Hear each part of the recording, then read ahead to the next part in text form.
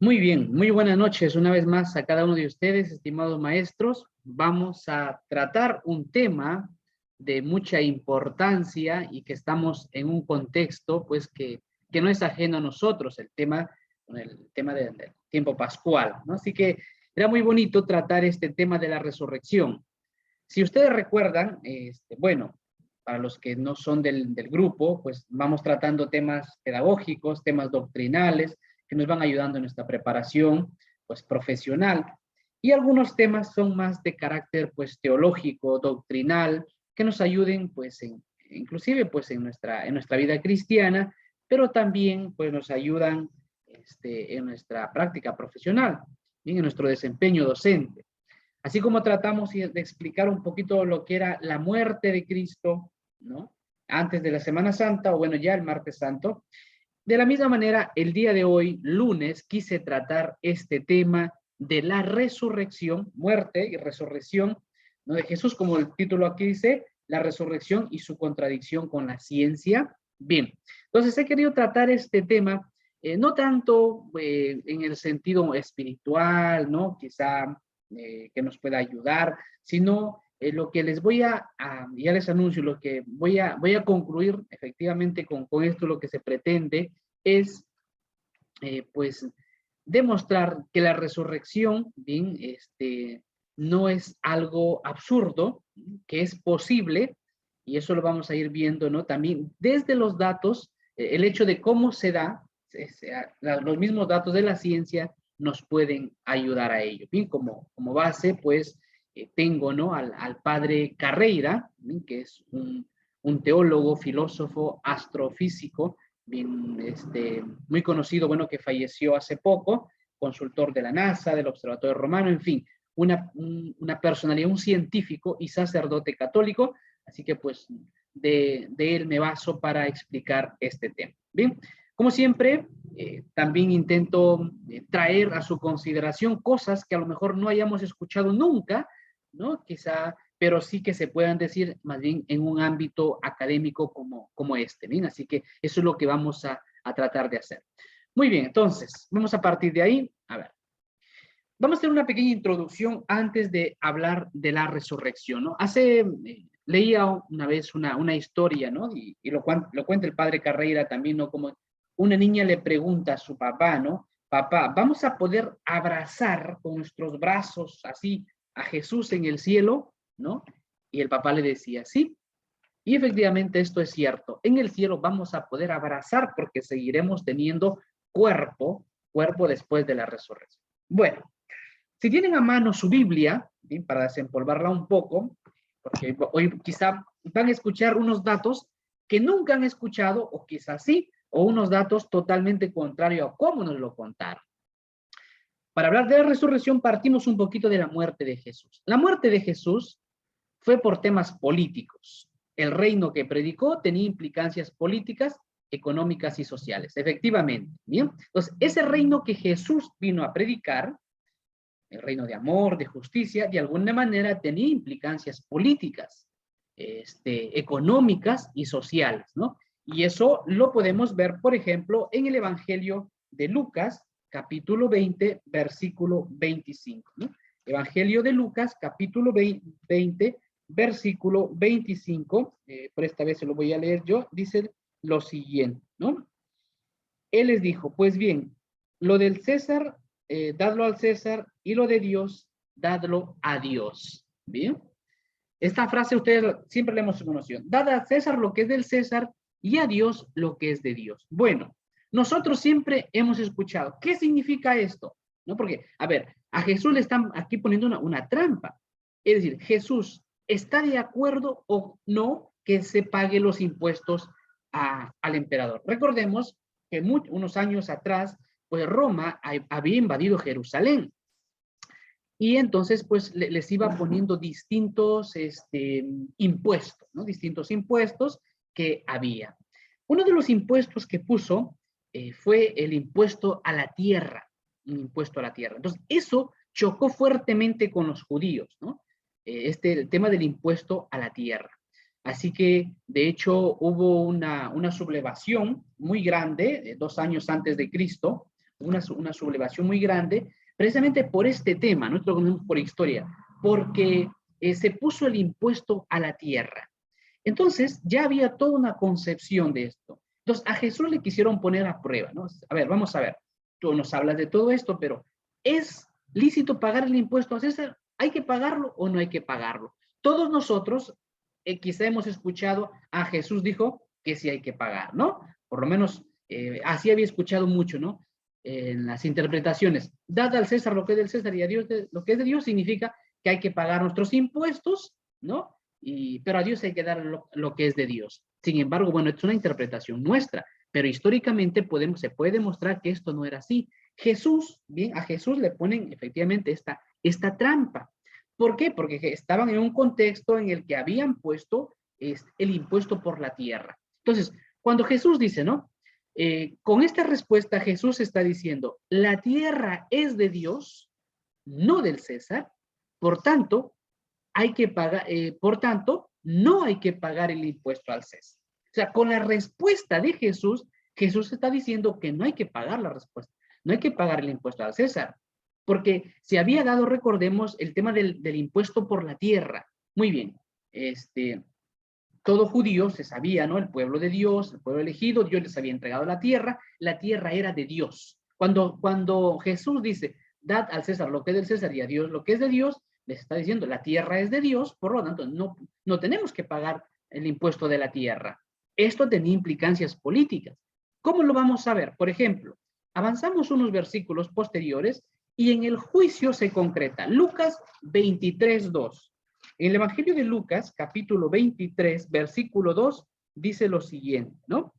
Bueno, dice, comenzaron a acusarle diciendo, hemos encontrado a este alborotando nuestro pueblo, prohibiendo pagar tributo al César y diciendo que él es el Cristo. Ojo, la respuesta de Jesús había trascendido. Por eso efectivamente aquí aparece clarísimo. Él está alborotando al pueblo diciendo que no hay que pagar el impuesto al César. Y esto era verdad. Jesús con esa respuesta de dar al César lo que es del César y a Dios lo que es de Dios, y como pues todo judío era consciente que la tierra les había entregado Dios y la tierra de Dios, les estaba diciendo no hay que pagar impuesto de la tierra. Y esto había trascendido y por eso en el juicio sale esto. Bien, sale. Bien, quizá esto es algo totalmente nuevo a lo que habíamos escuchado siempre. Entonces, esta respuesta que dio Jesús trascendió, por eso en el juicio sale esto. Efectivamente, Jesucristo predicó un orden social distinto, ¿no? En el que, pues, muchas cosas no caían bien. En el título, por ejemplo, de la cruz, también está la implicación política. Usurpar un título político. ¿Qué le pone, no? Jesús, rey de los judíos, ¿no? Entonces, es un título político. Efectivamente, las acusaciones que hacen los judíos son acusaciones, pues, religiosas, pero ellos las tienen que traspasar al ámbito político. Bien, entonces, por la forma como lo mataron en la cruz, los judíos, a ver, si según la forma judía de matar, tenía que ser apedreado, ¿no? Sin embargo, por la forma como murió crucificado, pues se ve, por lo tanto, que era una forma como los romanos mataban. Bien, entonces, bueno, hasta aquí hay unas cosas, a ver. Los judíos transformaron en cargos políticos acusaciones, pero además la predicación tenía implicancias políticas, habíamos dicho, ¿no? Los romanos entregaban los cuerpos de los que mataban. A ver, maestros, recordemos un poquito, ¿no? A ver, bueno, era costumbre romana cuando crucificaban a alguien, moría, a veces demoraban un día, 2 días, ¿no? Asfixiados, pero ¿cuál era la costumbre?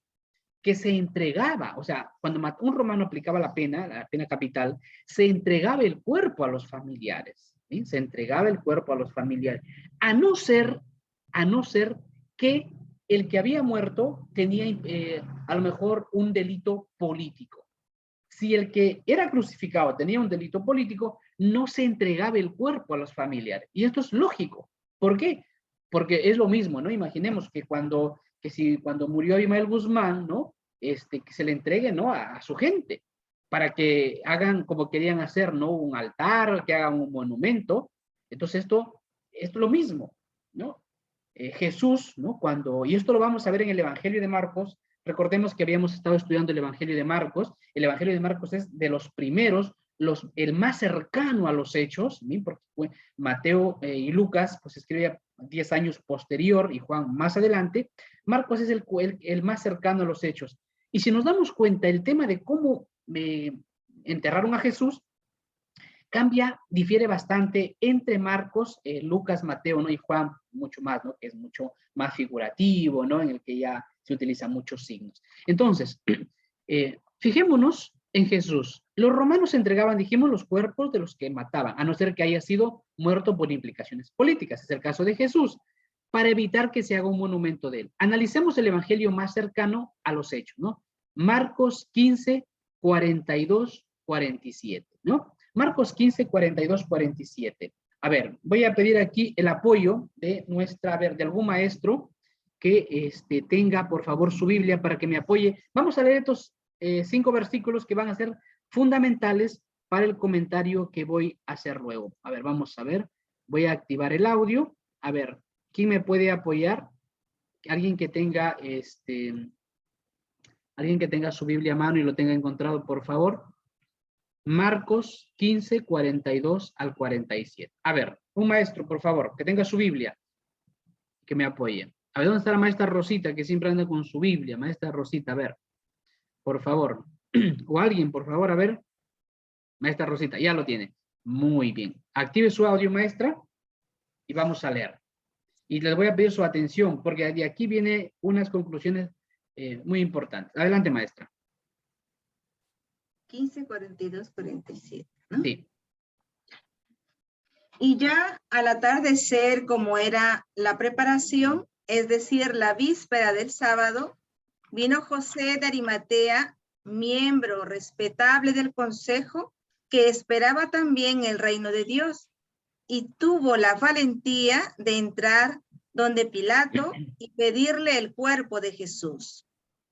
Se extrañó Pilato de que ya estuviese muerto y, llamando al centurión, le preguntó si había muerto hacía tiempo.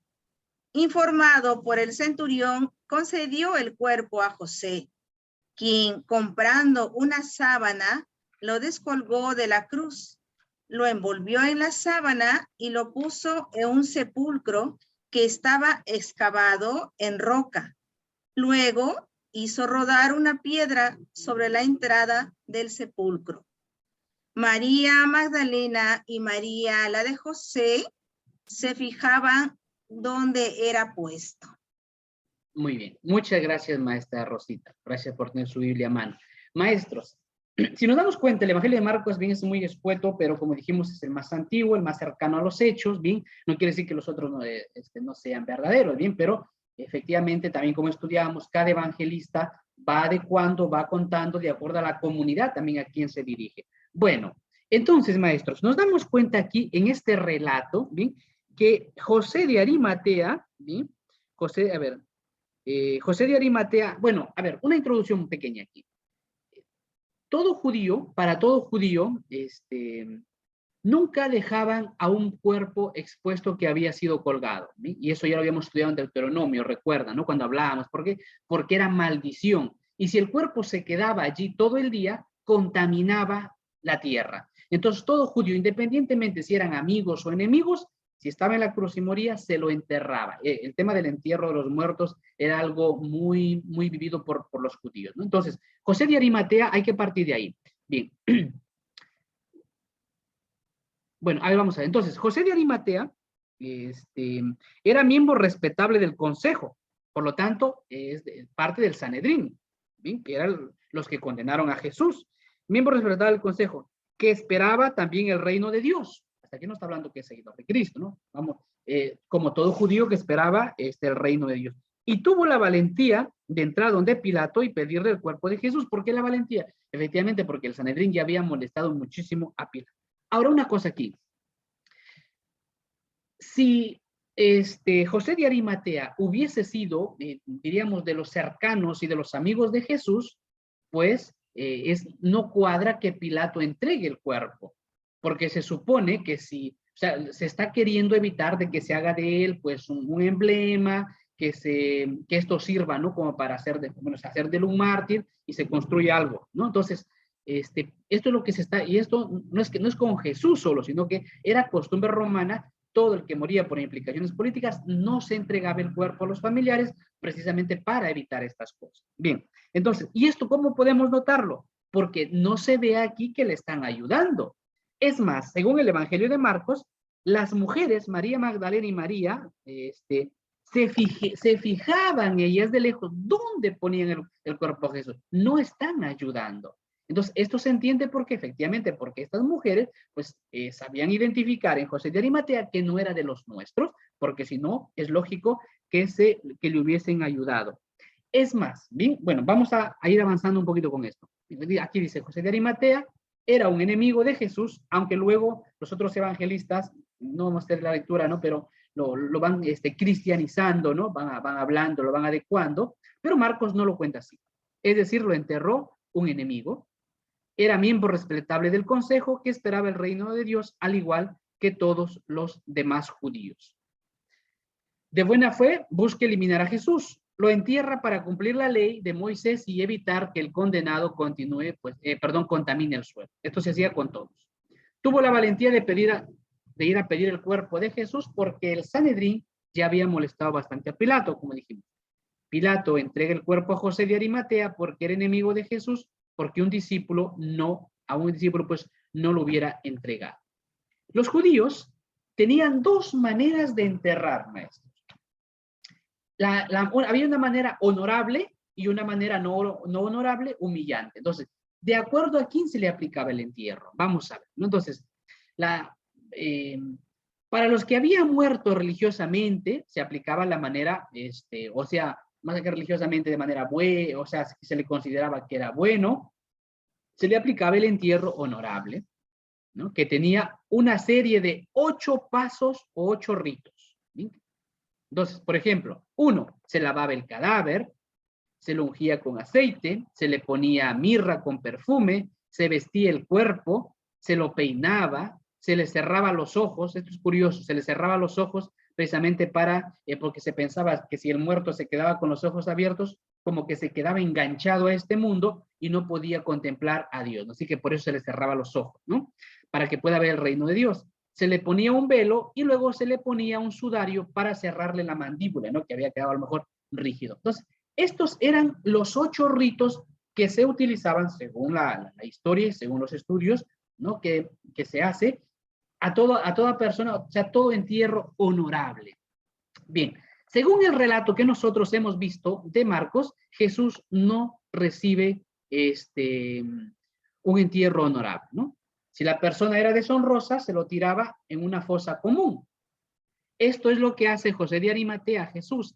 Así nos muestra el texto, por eso las mujeres van temprano a lavar y a perfumar el cuerpo. Si Jesús hubiese recibido el entierro honorable, pues hubiese recibido todo esto. Sin embargo, vemos que si José de Arimatea, ¿no? Hubiese sido de los amigos de Jesús, del grupo, tenía que haber hecho todo esto. Pero como las mujeres estaban de lejos solo, es por eso que van luego de madrugada a querer hacer y cumplir, ¿no? Porque para ellos era pues su Señor, ¿no? Entonces, esto según el texto de Marcos.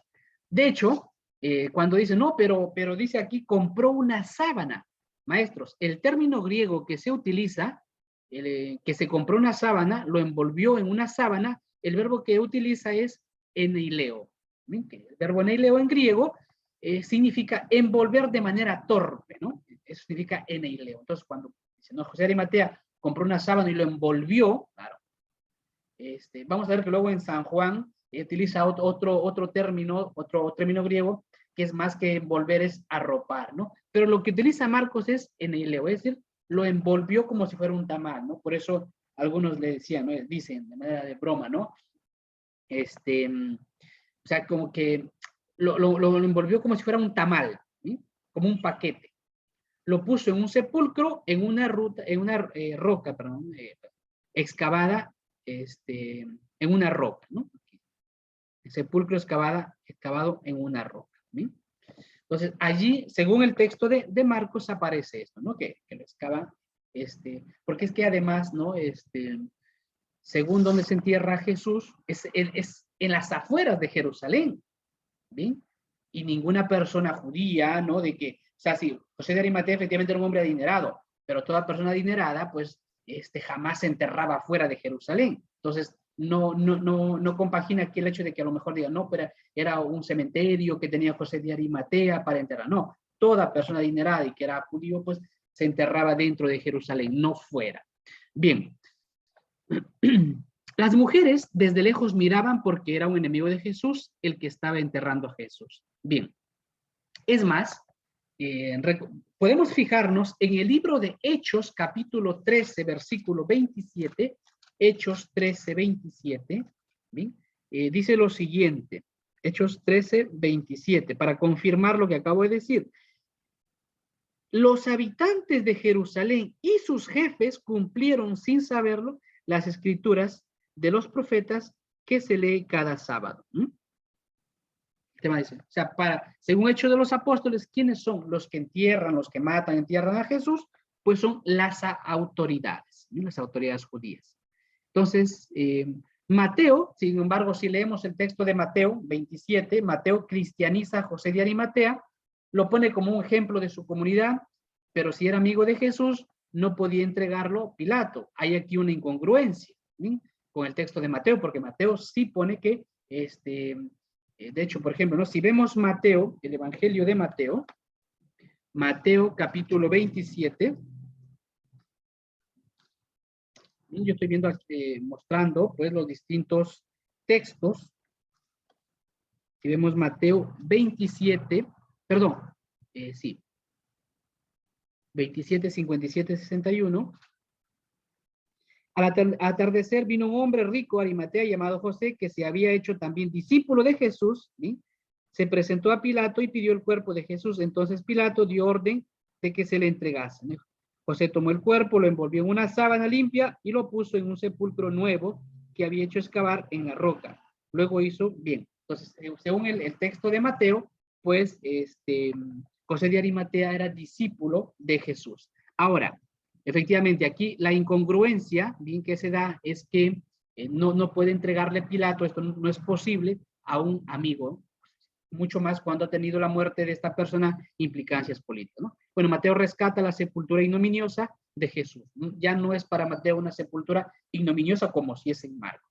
Lucas, bien, con Lucas también pasa algo muy, muy bacán, como se dice. Lucas capítulo 23, para que veamos un poquito de introducción de la muerte de Jesús, antes de entrar al tema de la resurrección. Lucas 23. Bien. A ver, Lucas 23, 50 al 53. Había un hombre llamado José, miembro del consejo, hombre bueno, miembro del consejo, hombre y bueno y justo, que no había asentido al consejo, asentido al consejo y proceder de los demás. O sea, no estaba de acuerdo, ¿no?, con la muerte de Jesús. Era de Arimatea, ciudad de Judea, bueno, Arimatea, una ciudad del norte, ¿no? Y esperaba el reino de Dios. Se presentó a Pilato, le pidió el cuerpo de Jesús y después de descolgarle, le envolvió en una sábana y le puso en un sepulcro excavado en la roca en el que nadie había sido puesto todavía. Bien, según por lo tanto el Evangelio de Lucas, ¿no? Lucas, para Lucas José era bueno y justo, miembro del Sanedrín. No estaba de acuerdo con la muerte de Jesús. Bien, ahora, fíjense un detalle aquí. El problema es que, miren, estamos leyendo aquí Lucas, hemos leído Lucas 23, ¿bien? Lucas 23. Sin embargo, si nos fijamos en Lucas 23:1, Lucas 23:1 dice, se levantaron todos y lo llevaron ante Pilato. Es decir, unos versículos antes, Lucas deja claro que todo el Sanedrín estaba de acuerdo con la muerte de Jesús, ¿no? Se levantaron todos ellos y llevaron ante Pilato. Entonces, porque en unos versículos, o sea, por eso está la incongruencia aquí, porque en unos versículos anteriores, pues se deja claro, según Lucas, ¿sí?, que todo el Sanedrín estuvo de acuerdo. Y luego más adelante viene a decir como que José de Arimatea no estuvo de acuerdo. Bien. El Evangelio de Juan, como ustedes saben, Juan es el evangelista, ¿no? Que utiliza más imágenes, más símbolos. Recuerdan, ¿no? Cuando aprenden a Jesús, recuerdan, ¿no? Cuando veíamos casi 500 soldados, según el Evangelio de Juan, fueron a apresar a Jesús, ¿no? Pues toda una corte, y la corte eran todos los soldados que estaban en la región, lo cual era, bueno, pues es una forma de decirnos que todos los poderes se unen para, para ir en contra de Jesús. Juan, bueno, pues es así, ¿no? El Evangelio de Juan, son datos. Bien, si nos damos cuenta en el Evangelio de Juan, capítulo 19, estoy viendo cómo los 4 evangelistas cuentan el entierro de Jesús. Evangelio de Juan, capítulo 19, versículo 38, dice lo siguiente. Después de esto, José de Arimatea, que era discípulo de Jesús, aunque en secreto, bueno, Juan dice aunque era en secreto, por miedo a los judíos, pidió a Pilato autorización para retirar el cuerpo de Jesús. Pilato se lo concedió. Fueron pues y retiraron su cuerpo. Fue también Nicodemo, aquí se agrega Nicodemo, recuerdan, ¿no? Aquel que anteriormente había ido a verle de noche, con una mezcla de mirra y aloe de unas 100 libras, ¿no? Fíjense, aquí un dato muy, esto es, me gusta siempre San Juan esto, ¿no? Porque San Juan engrandece los datos, ¿no? Así como decía, 450, casi 500 soldados fueron al huerto a apresar a Jesús. Fíjense lo que dice aquí, ¿no? 100 libras, imagínense, ¿no? Lleva, según Juan, llevan ellos 100 libras, ¿no? Imagínense que eso equivale como a 45 kilos de perfumes. Imagínense, ¿no? Cargando 45 kilos de perfume más el cuerpo de Jesús. Si esos 45 kilos, ¿no? Se le echan en el cuerpo de Jesús, imagínense, queda cubierto totalmente. Bueno, pero esto no es que sea esto, o sea, lo que ya sabemos, ¿no? Que San Juan, pues, ¿por qué San Juan menciona 45 kilos, maestros? Porque esto es un dato histórico que todo rey se enterraba con esta abundancia de perfumes. Entonces, por eso, porque Juan lo está presentando a Jesús como el rey, ¿no? Dios. Entonces, por eso también es curioso cómo aquí aparece este dato bonito, ¿no? Que utilizan 45 kilos de perfumes, porque era lo que se utilizaba para precisamente el entierro de todo rey. Bien. Bueno, pues entonces, ¿no? Bueno, estos eran unos datos un poco curiosos, ¿no? Pero es verdad, ¿no? Que el Evangelio de Marcos muestra, ¿no? La dureza, ¿no? Cómo vivió, ¿no? El tema de la muerte de Jesús. Bien. Bueno, pues estos eran datos curiosos, maestros. Siempre me gusta traerles a ustedes, ¿no? Datos, ¿no? De investigación, de historia, de distintas fuentes, ¿no? Que nos cuentan y nos ayudan, ¿no? Por ejemplo, este dato curioso que cuenta Juan, que los demás no hablan de cuánto. Juan nos está hablando aquí, ¿no? Que Jesús fue enterrado, supuesto, ¿no? Bueno, fue enterrado como un verdadero rey. Bien, estos datos, ¿no? Que podamos tener. Vamos a ver ahora, maestros, el tema de la resurrección. Bien, vamos a ir entrando, pues, en materia, en carne, lo que decimos, ¿no? Aquí vamos a hablar, maestros, bastante desde la ciencia, bien, desde la ciencia para hablar del tema de la resurrección. Tenemos que hablar, porque cuando hablamos, para hablar de la resurrección hay que hablar efectivamente de la composición del hombre, ¿no? De materia y cuerpo y espíritu, ¿no? Cuerpo y alma. Tenemos que hablar del cuerpo en la vida eterna con los datos que nos da la física. O sea, si vamos a hablar del tema de la resurrección, que no es una vuelta a la vida, ¿no? No es una vuelta a la vida en la que tiene que seguir unos años y va a volver a morir. No, cuando hablamos de la resurrección, estamos hablando de algo distinto que transforma, ¿no? El modo de ser de la materia, inclusive. Entonces, para hablar de esta forma de vida, vamos a utilizar también los datos de la física que tenemos. Lo que nos dice la fe no se opone nunca a lo que nos dice la física. Toda discusión del hombre tiene que partir de que el hombre es cuerpo y alma. Si queremos hablar, ¿no? de discutir del tema del hombre, tenemos que partir de aquí, del tema de cuerpo y alma. Si no se dan las dos cosas, no se puede hablar de persona. ¿No? Por eso la muerte es la separación del alma del cuerpo, y por eso ya no se puede hablar de persona, sino del alma de nuestro quien en vida fue, ¿no? Entonces, las funciones propias del cuerpo y del alma determinan lo que es la vida humana, esas funciones. Estos datos que voy dando ahora, maestros, nos van a ir ayudando a consolidar qué es el cuerpo, qué es la materia, para luego ver cómo esto se puede aplicar en la resurrección. La vida eterna se nos propone en la fe con lo que es Cristo resucitado. O sea, ¿cómo vamos a hacer en la vida eterna? Bueno, como es Cristo resucitado. La fe nos dice que Cristo y María existen ya de esa forma. Ahora, hay una tendencia equivocada con el concepto de resurrección, ¿no? A veces se utiliza el tema de resurrección espiritual, ¿no? Esto, sobre todo, ¿no? Con el tema de la teología protestante, ¿no? No es una resurrección espiritual. Miren, así como que Cristo en realidad, el cuerpo se quedó en la tumba, resucitó espiritualmente en el corazón de los apóstoles, ¿no? Que, o sea, lo resucitaron en su fe, en su corazón, ¿no? Esto es totalmente ilógico, ¿bien? Y absurdo. Bueno, entonces, hay una tendencia equivocada. No podemos hablar de una resurrección espiritual y no podemos, no, sí, pero Jesús tiene un cuerpo espiritual. No, el cuerpo es material, maestros. ¿Bien? Esto vamos a aclararlo con los datos de la misma física. El cuerpo es material y no puede existir un cuerpo espiritual. Eso es absurdo. No hay un cuerpo espiritual. ¿Bien? El cuerpo es material. Así que el cuerpo de Jesús resucitado es un cuerpo material, pero glorioso, que es distinto, que vamos a ir aplicando. No hay resurrección sin el cuerpo, porque algunos dicen, no, ya resucitó, ¿no? Por ejemplo, ¿no? Alguna vez yo les he hablado, ¿no? De algún biblista, Ariel Valdés, ¿no? Que es muy bueno en algunos datos, pero tiene unos presupuestos equivocados, pues que termina, ¿no? Saliéndose de la recta doctrina, ¿no? Y ahí falla, ¿no? Pero hay muchos datos de los cuales yo también me sirvo, ¿no? Pero entonces, por ejemplo, ¿no? Viene a decir como que en realidad Jesús, el cuerpo de Jesús quedó en el sepulcro, ¿no? Se dio como una resurrección espiritual, ¿no? Y esto a veces afirman hasta sacerdotes, teólogos católicos, hasta obispos, ¿no? Pero es para tener cuidado con esto. No, no es una resurrección espiritual, es una resurrección verdaderamente, el cuerpo ha resucitado. Es a diferencia de, por ejemplo, cuando resucita Lázaro, o cuando resucita el hijo de la viuda de Naín, ¿no? Que es ahí, o sea, por eso propiamente no es resurrección ahí, ¿no? Sino es una revivificación, una vuelta a la vida. Errores de la teología protestante, como dijimos, que niega todo aquello que no se entiende. Para los protestantes, todo aquello que no se entiende, pues lo negamos. No se entiende la resurrección, lo negamos. No se entiende los milagros de Jesús, lo negamos. Pensar que los relatos evangélicos de la resurrección es poética, esto pues no es real.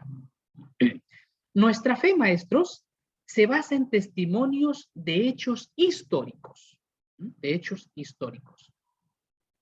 No porque nadie lo haya presenciado, no es un hecho histórico. Claro, maestros, algunos dicen, ¿cómo puede ser un hecho histórico la resurrección si nadie lo ha presenciado? Esto es falso. Por ejemplo, yo he nacido un 11 de noviembre, bien, de 1989. Es un dato histórico. ¿Pero ustedes han presenciado mi nacimiento? No. Y no porque no hayan presenciado, van a decir que no es histórico mi nacimiento. Pues lo mismo con Cristo. ¿Sí? Jesucristo ha resucitado, ¿sí? Ha salido del sepulcro, y es un hecho histórico, aunque nadie lo haya presenciado, al igual que nuestro nacimiento.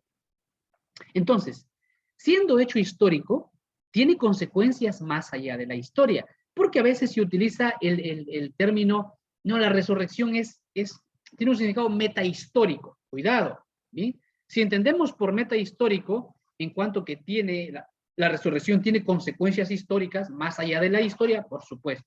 Pero si estamos entendiendo como metahistórico, como que en realidad es algo espiritual que no se dio realmente, falso.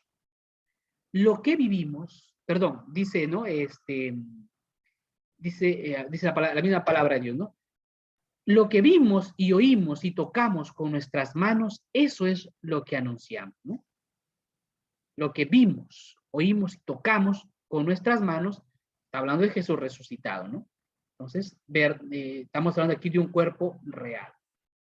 Porque aparentemente yo sé que ustedes no son maestros rectos, ¿no? Y no han creído en estas tonterías que a veces se hablan, ¿no? Esa resurrección espiritual, ¿no? No, eso no es así. Tenemos testigos de que testifican lo que vieron hasta con su vida. Lógico, ¿no? ¿Cómo vamos a entender que los apóstoles estén dispuestos a dar su vida para testificar algo que ellos lo resucitaron en su corazón, ¿no? O sea, ellos dieron la vida por Cristo y lo anunciaban vivo. Imagínense que Cristo hubiese sido solamente una resurrección en sus corazones. ¿cómo se entiende que ellos den la vida por algo que ellos han creado en su corazón, ¿no? El hecho de la fe se basa en pruebas históricas, hemos dicho. Dios nos ha hecho racionales. El creer sin pruebas es absurdo e irracional. O sea, el hecho de que nosotros, no, cuando Dios nos ha creado racionales, pues en el momento de creer, no creemos algo irracional.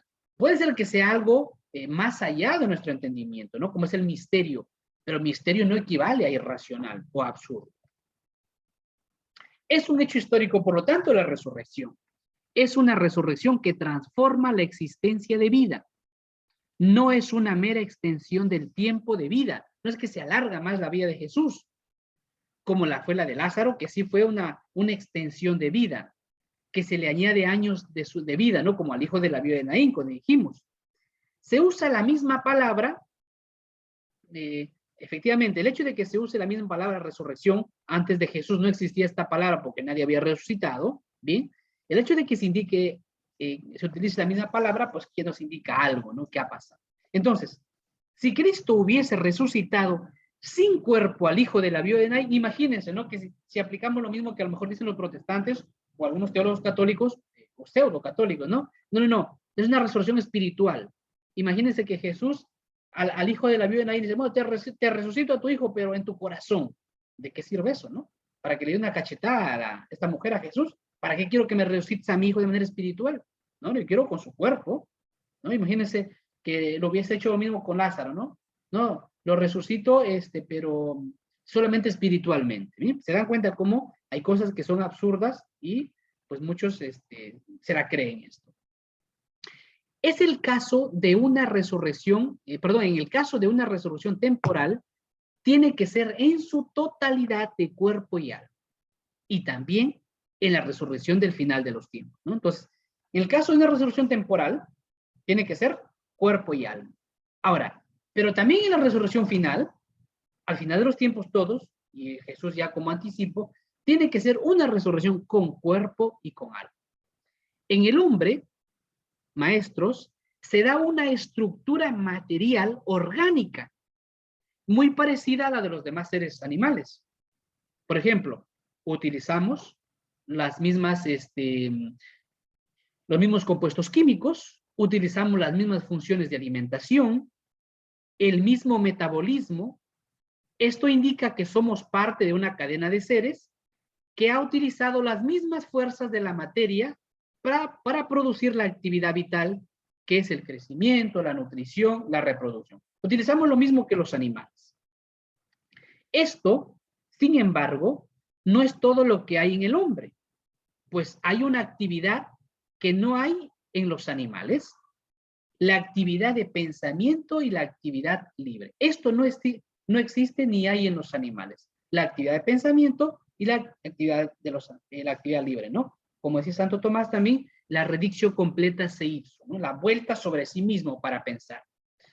Se nota en que buscamos con un interés lo que lo que ningún animal tiene. Buscamos lo intangible, la verdad, la belleza, el bien, por ejemplo. Esto es lo propio de la actividad humana y no de un animal. Esto es lo propio, el conocer, por lo tanto, inclusive lo abstracto. De modo que la ciencia que trata de la materia tiene que pasar a un nivel de abstracción, en que lo que se estudia ya no entra por los sentidos. Yo puedo estudiar, ¿no? El agua, ¿qué es el agua? ¿De qué está compuesto, no? Pero ¿cómo entra eso?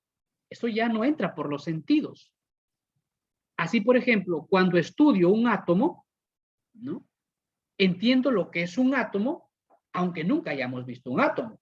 Nunca hemos visto un átomo, a no ser que hayamos estado en un laboratorio, pues, de aceleración de partículas, ¿no? Puede ser que alguien de ustedes.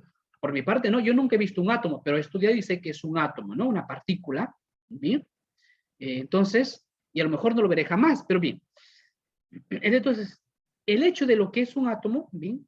Es una abstracción. Cuando yo estudio, por ejemplo, en filosofía el concepto de deber, tampoco puedo decir que es algo que me entra por los sentidos, que es de orden, efectivamente de orden abstracto, no material. Sin embargo, por el concepto de deber, una persona se deja matar. O se hace matar. ¿Sí? Un policía por cumplir su deber, por ejemplo.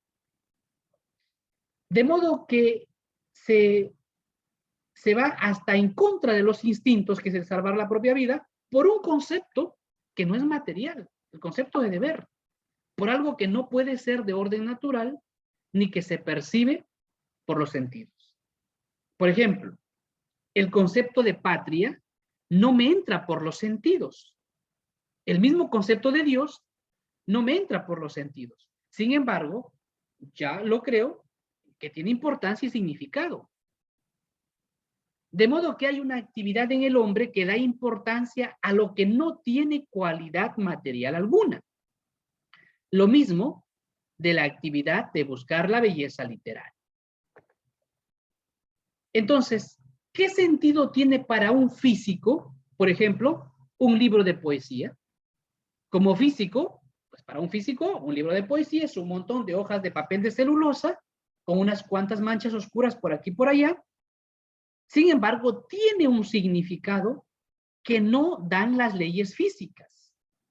¿Qué componente químico mezclo para que me explique un poema? ¿No?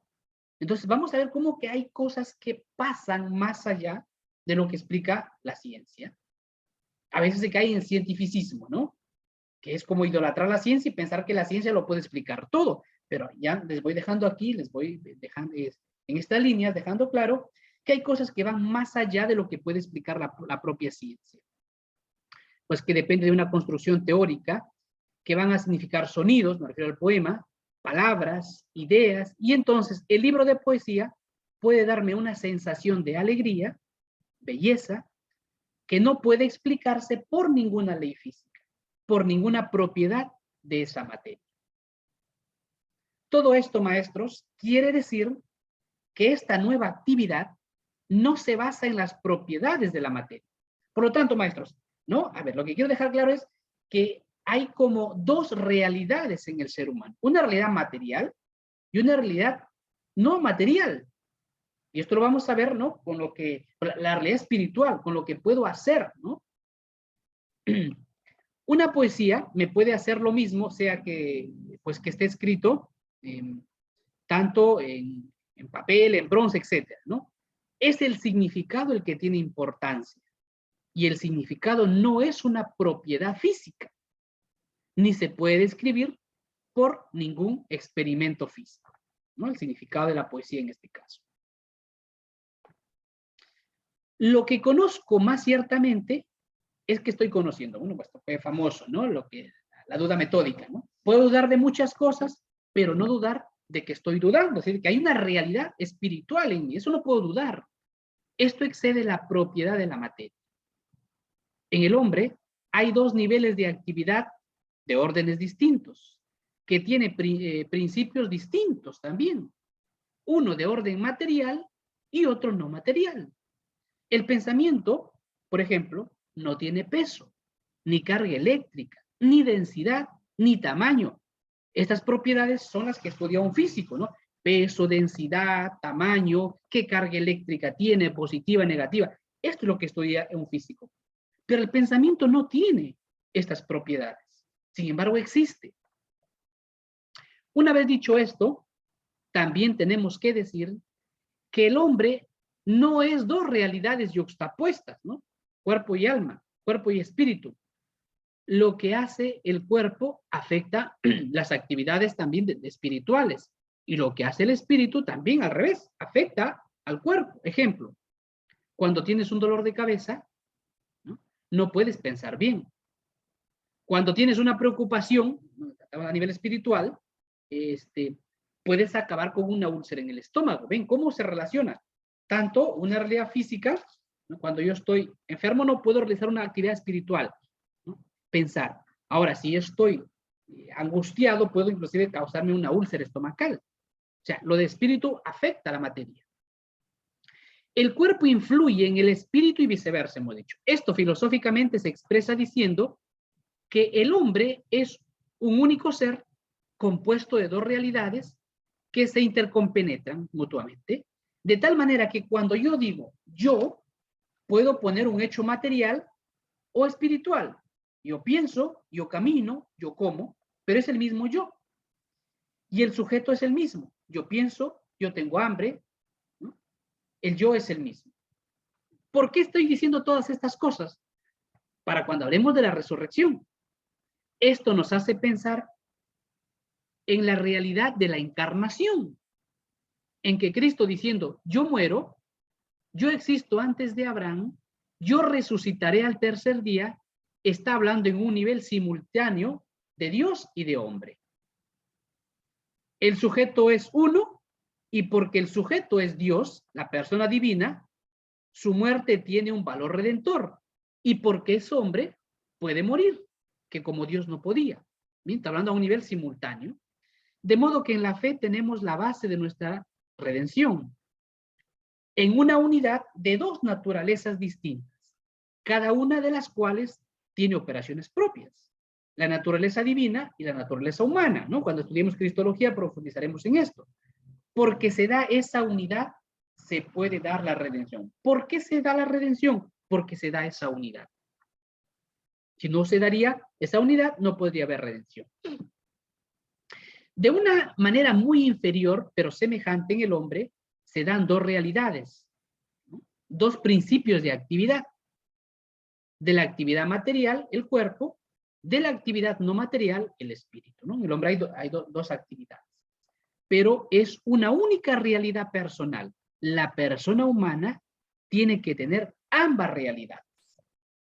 Esto es importante, maestros, en contraposición a las ideas del reduccionismo materialista o espiritualista, por otro lado, o solo espíritu o solo cuerpo, o con respecto a ideas de tipo oriental que están de moda, ¿no? Con el tema del mindfulness, del yoga, en fin, en que se viene a decir que el ideal de la zeta es liberarse del cuerpo. Es como si fuera el ideal de todas estas corrientes.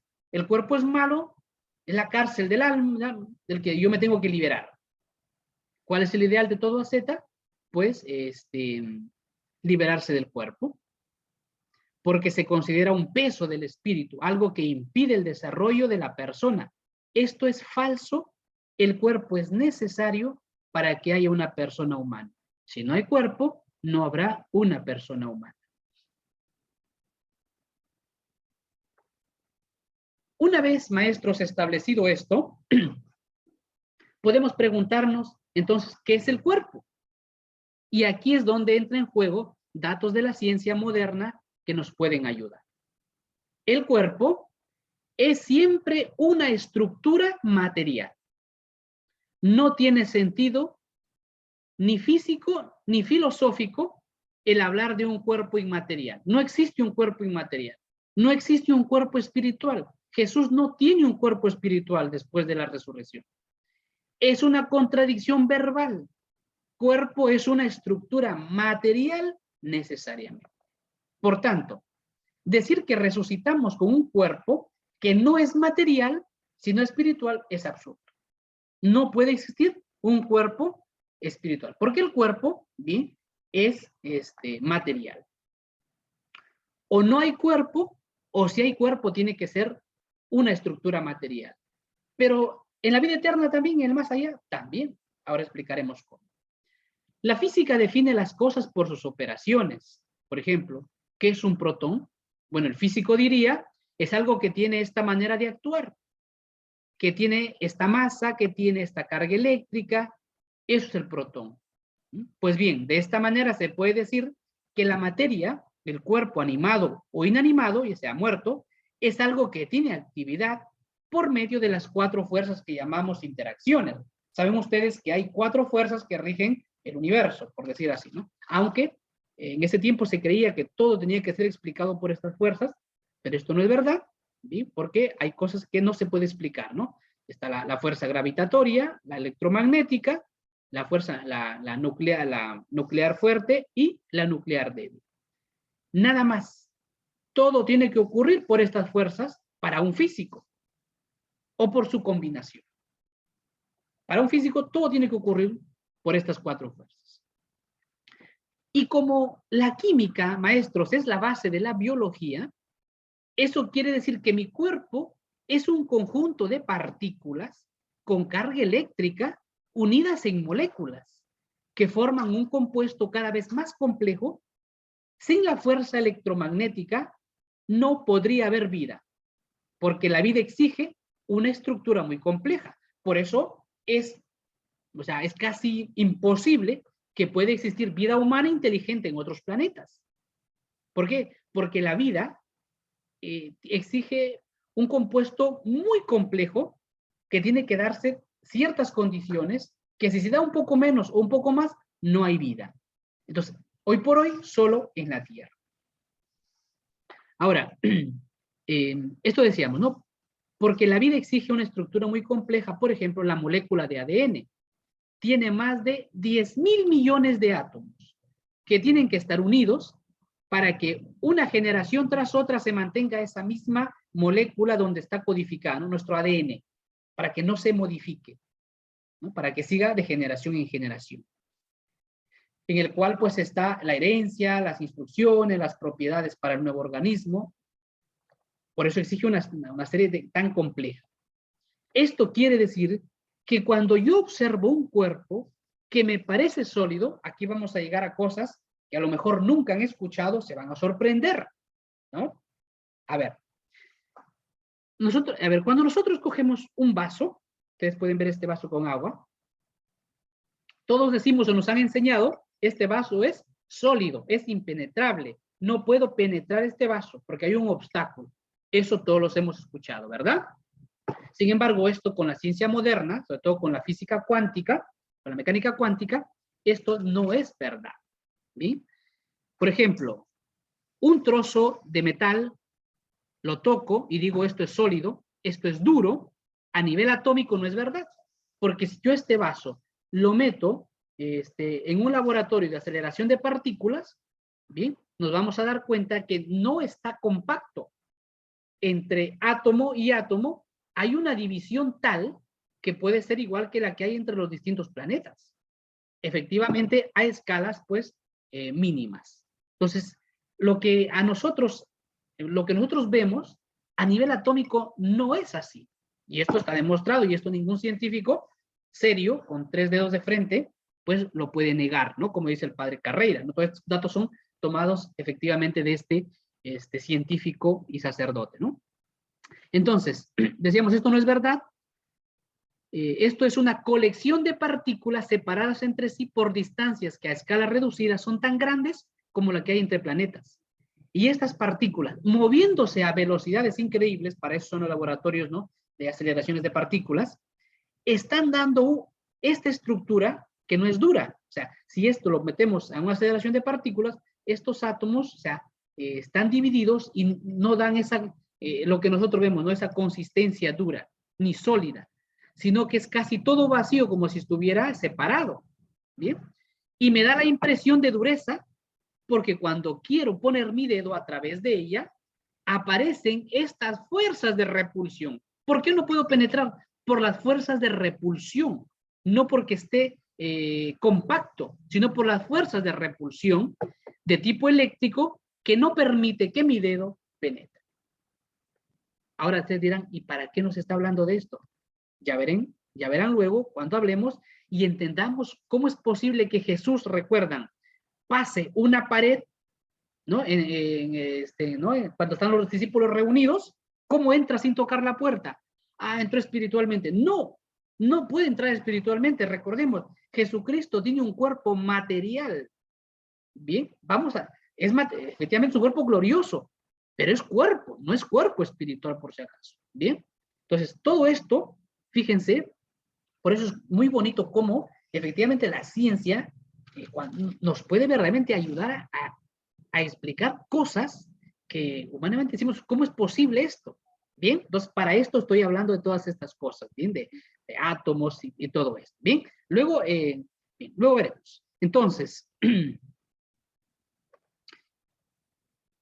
pero no hay nada sólido.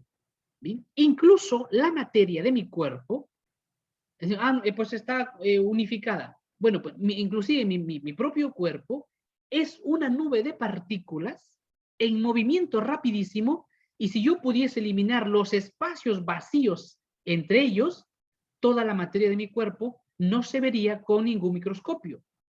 Es extraño, pero ningún físico también lo duda, porque esto es así. Ahora, pensemos en las propiedades que podemos dar a la materia. Impenetrable, eso es lo que nos han enseñado, ¿no? Esto no es verdad. No puedo penetrarla por las fuerzas de repulsión, pero si lo meto este cuerpo en un acelerador de partículas, sí es penetrable. ¿No? Lo único que hace falta es la presión suficiente para que se pueda romper esa fuerza de repulsión, no porque es impenetrable. El sentido común me dice que un cuerpo tiene que estar en un sitio y no puede estar en dos, ¿verdad, maestros? Eso siempre me digo. Yo estoy aquí.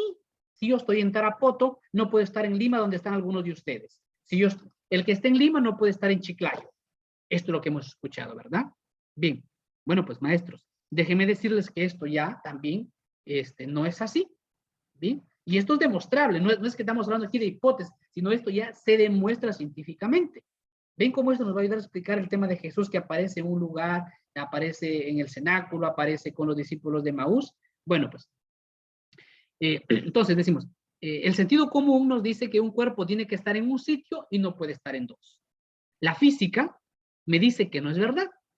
Las partículas elementales, ¿sí?, como son los electrones, los protones, el neutrino, por ejemplo, pero también otras mayores, pueden utilizarse en un laboratorio para lanzar un chorro de partículas por una rendija y por otra, pero se experimenta que las mismas se arreglan para pasar por una y por otra. Es decir, a ver, para que se entienda. Es como, por ejemplo, ¿no? A ver, si yo a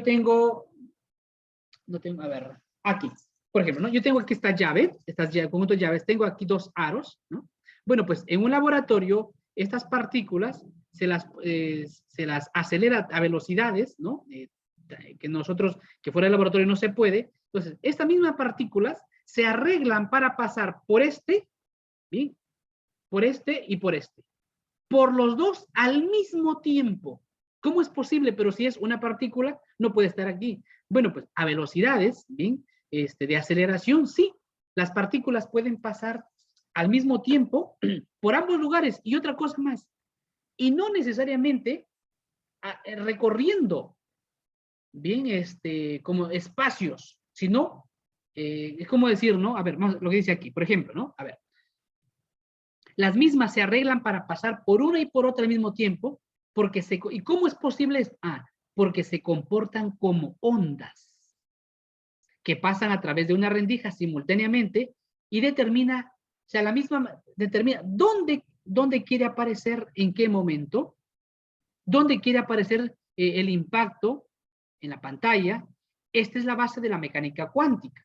Las partículas elementales no son pequeños perdigones, ¿no? Sino también se comportan como ondas. O sea, no es que sea como una piedrita que pasa por un lado y luego pasa por otro, ¿no? Sino que se comportan como ondas que pueden pasar al mismo tiempo por uno y por otro.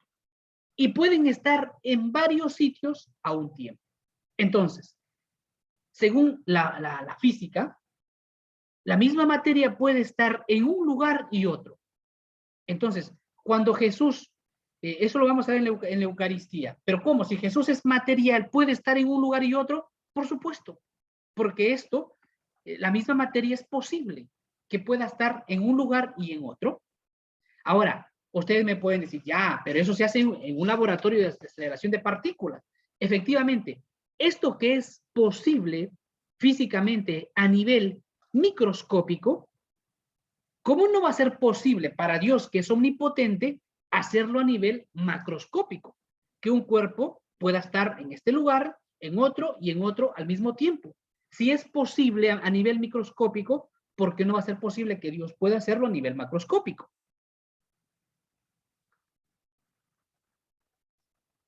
Bueno, entonces, a ver.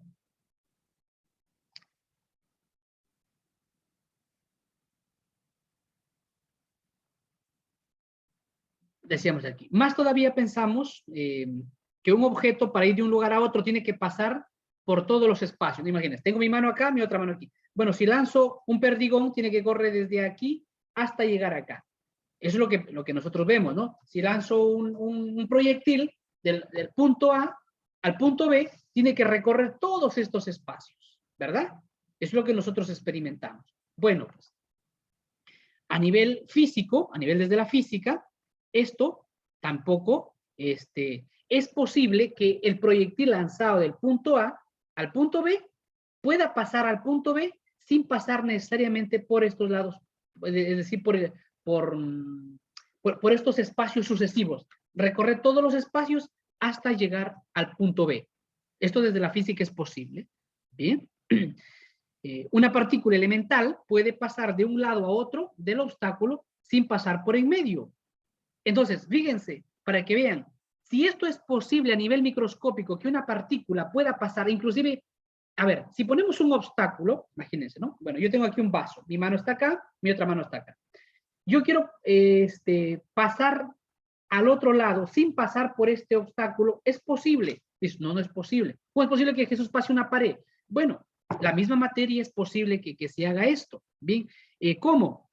¿Cómo se puede pasar ese obstáculo sin pasar por en medio? Pues se utiliza en electrónica lo que se llama un diodo de túnel. Y esto es posible. Por tanto, la materia no tiene que estar necesariamente en un lado y no en otro. O sea, la misma materia, maestros, estamos hablando aquí de la misma materia. No estamos hablando todavía de lo que ya sucedió con Jesús, ¿bien? O de lo que va a ser el cuerpo glorioso. Pero lo que estamos queriendo dejar claro, maestros, es que la resurrección, el cuerpo de Cristo, el que pueda aparecer en un lado y en otro, el que pueda estar en este sagrario, en otro, es posible y no es absurdo, porque esto se puede explicar y experimentar hasta en un laboratorio. Entonces, ¿qué es la materia? Si ya hemos dicho que antes pensábamos que era impenetrable y ahora decimos que sí es penetrable en un laboratorio, bueno, es algo que tiene la capacidad de actuar por alguna de esas cuatro fuerzas. Solo se define por su actividad, por alguna de esas cuatro fuerzas, ya sea pues la electromagnética, la nuclear débil, fuerte, la gravitatoria, depende. Por eso, de que es dura, que está en un lugar, etcétera, no tiene sentido. Por ejemplo, el neutrino, es una cosa maravillosa, el tema del neutrino, ¿no? De las últimas partículas subatómicas que han sido descubiertas recientemente, ¿no? En el siglo XX. El neutrino, de hecho, es del elemento químico que existe más en el universo. ¿Bien? Es de lo que existe más. Entonces, el neutrino, por ejemplo, puede atravesar una pared de plomo sólido que esté desde aquí a una estrella y puede atravesarla sin dificultad.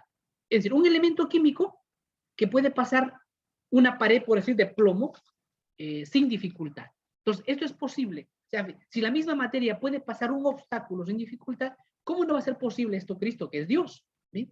Para que vean cómo la misma física nos va ayudando y nos va diciendo que no es absurdo lo que creemos. Ah, pues absurdo, Jesús pasa de un lado a otro. No es absurdo, porque esto es posible.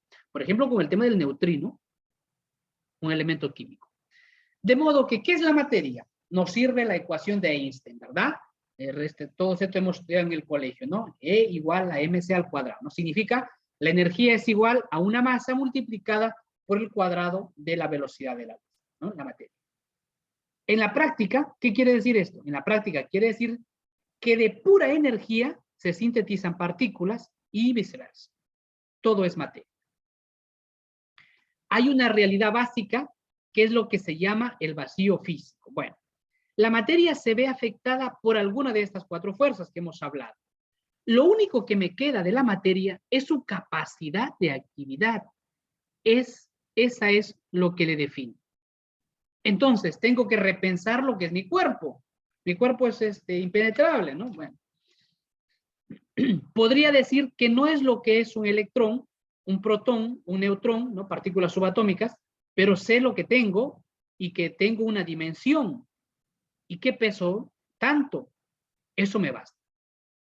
No quiero tener, ahora, yo quiero tener todas estas propiedades en la resurrección. Ahora viene la pregunta tan formulada por muchos de nosotros.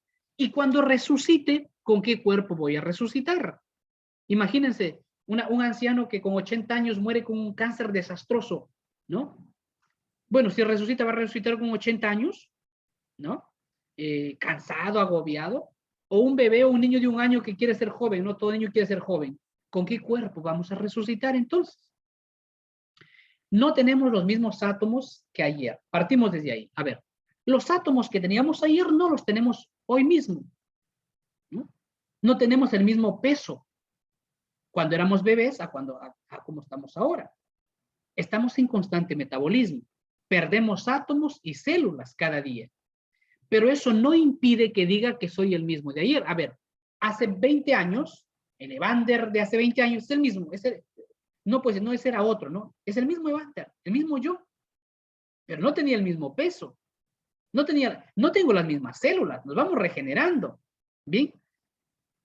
Pero es el mismo. Entonces, de aquí apliquemos ya en la resurrección.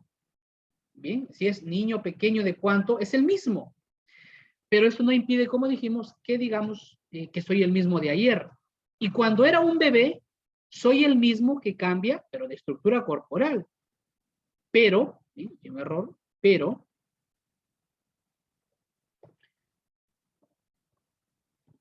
sigo diciendo, es mi cuerpo. Ah, no, pero cuando eras bebé no era tu cuerpo, que era muy pequeño, ha cambiado, ya no es. No, es mi cuerpo. Por tanto, cuando digo mi cuerpo, no digo un conjunto concreto de átomos, maestro. O sea, cuando yo digo mi cuerpo, no estoy diciendo un cuerpo con tanto conjunto de átomos, con cuánto de peso. No, cuando digo que esto es mi cuerpo, no digo, mi cuerpo es con 56 kilos, con tantos átomos, con estas células. No. Por lo tanto, cuando hablamos de resurrección, cuando yo digo, he resucitado con mi cuerpo, no va a haber algo que defina, tiene que ser con tanto peso atómico, con tantas células, no. Porque sigue siendo tú, aunque haya una modificación.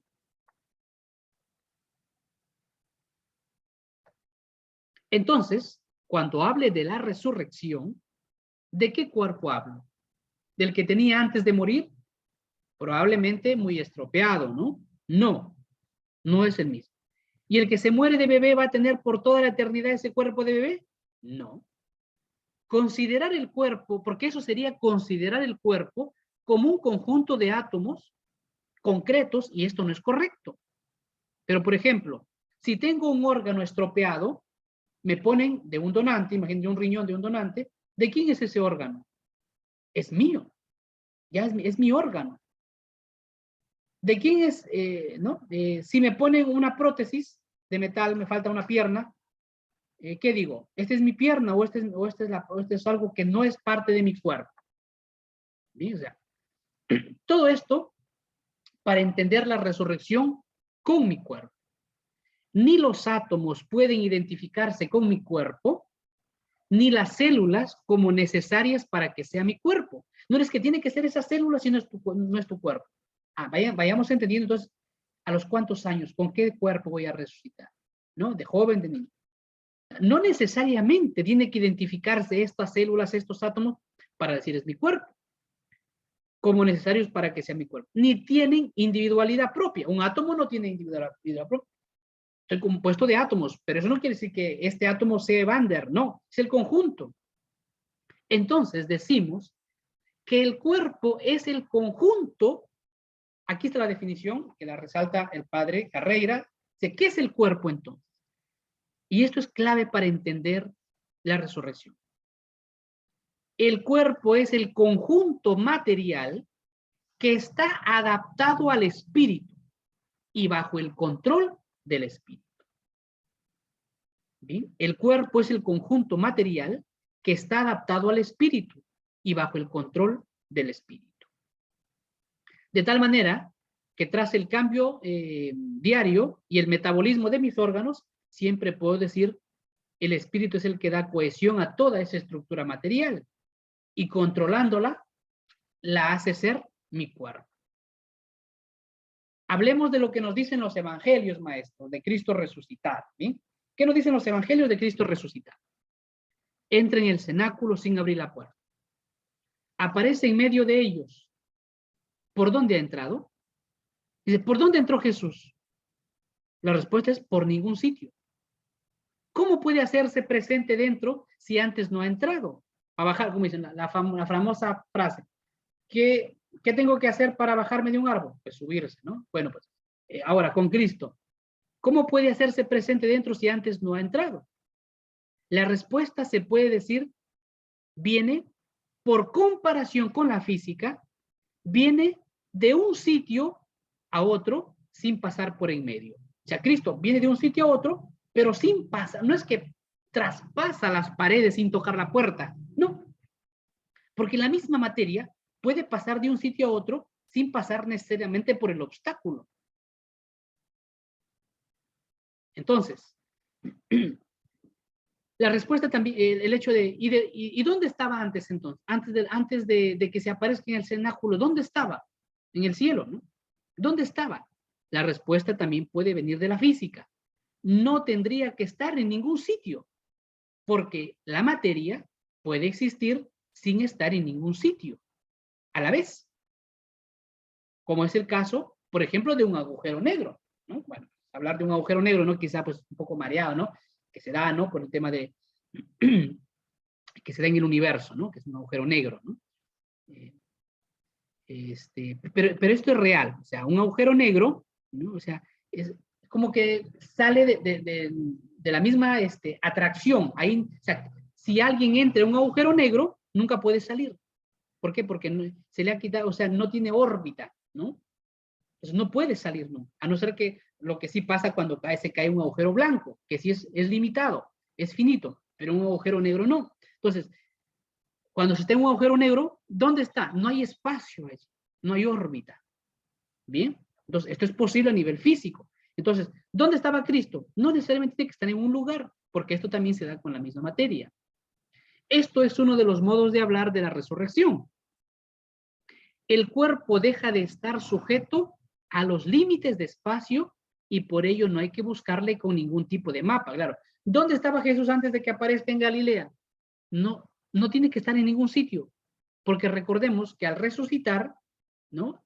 El cuerpo, bien, es el espíritu el que guía todo. Por lo tanto, el espíritu actúa con su propia libertad. Ya no está como sujeto al cuerpo. No está sometido al espacio y al tiempo. No tiene que estar. ¿Dónde está Cristo ahora? No tiene que estar necesariamente en un lugar. Porque no, el cuerpo glorificado no está sometido a las esferas espaciotemporales del que todos estamos sometidos. Entonces, por ello no hay que buscarle, como dijimos, en ningún lugar para ver dónde está cuando no quiere hacerse presente, ¿no? ¿Y dónde está Cristo cuando no se presenta a los apóstoles? ¿No? ¿Por qué? Porque he escuchado, por ejemplo, ¿no? Al padre Ariel Valdés, ¿no? Que dice aquí una absurdez, ¿no? Que dice como que, bueno, pues si verdaderamente Cristo, aquí me sorprende porque el padre es muy inteligente, ¿bien? Y hace unos estudios bíblicos muy interesantes, pero aquí dice, por ejemplo, ¿no? Si Cristo verdaderamente hubiese tenido el cuerpo real, ¿por qué entonces María Magdalena o las mujeres lo confunden con el hortelano? ¿Por qué los discípulos de Maús no lo reconocen hasta? ¿Por qué piensan los discípulos cuando están en la playa que es un fantasma? Y dice, ¿no? Conclusión lógica de él, pero absurda. ¿Bien? Dice, bueno, pues es porque en realidad no tenía un verdadero cuerpo material. Y es falso. Desde la física se puede demostrar esto. Cualquier físico le puede tumbar esta teoría, ¿no? ¿Por qué? Porque cuando el cuerpo sale de las coordenadas espaciotemporales, bien, cuando sale de ello, no está sujeto a esto. No está sujeto a un espacio concreto o a un modo de ser concreto, sino que el cuerpo, porque es el espíritu el que guía, puede determinar la forma, inclusive cómo presentarse, dónde presentarse. Puede ordenar esto. No, es que no tiene que ser así con sus llagas y todo. No, porque ya es el espíritu el que guía. Entonces, Jesús puede pasar efectivamente sin pasar por ningún camino intermedio. No es que hasta que llegue aquí, imagínate que pasar por esto. No, no necesariamente. Y cuando desaparece del cenáculo, tampoco pide que le abran la puerta. O sea, bueno, ya me voy, ábrame la puerta. No, desaparece sin más para estar fuera del espacio. Está fuera del espacio. ¿Dónde está? No está en un lugar concreto, no está en un lugar físico. No sabemos explicar qué es estar fuera del espacio, evidentemente, pero la física me da pie para pensar que esto es una realidad que se da también en el mundo de las partículas. O sea, ¿cómo es estar fuera del espacio? Bueno, no puedo explicarlo, pero sin embargo la física, con todo lo que va haciendo, me da pie para pensar pues que esto es posible. ¿Por qué? Porque es posible en el mundo de las partículas. Pero cuando Cristo se hace presente, tiene su cuerpo y se le toca y come. O sea, cuando dice, no, Cristo le dice, no, se comió un pescado. No, lo que es, bueno, pues entonces Cristo en realidad no tiene cuerpo verdadero. No, come pescado. ¿Bien? Es una cosa curiosa. Todo cuerpo glorifica. A ver, nosotros, mientras estamos en este mundo, para que nuestro organismo tenga actividad, necesita energía. ¿Y de cómo se llena esa energía? A través de nutrientes, de alimentos. Bueno, cuando nosotros estemos fuera del espacio y tiempo, no vamos a necesitar que nuestro cuerpo, por decir, se recargue de energía con unos alimentos concretos. Pero es posible poder comer después de la resurrección, claro. De hecho, Jesucristo lo hace, come un pescado. No le sirve porque no necesito energía que me venga de los alimentos.